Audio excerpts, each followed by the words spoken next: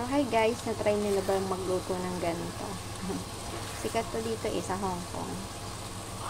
Talong siya, tapos, lalagyan mo lang siya ng minced pork, gigisa mo lang siya, tapos, ayan, konting oyster sauce, at saka, ikaw, bahala ka kung anong gusto mo, kung lalagyan mo ba siya ng spicy sauce.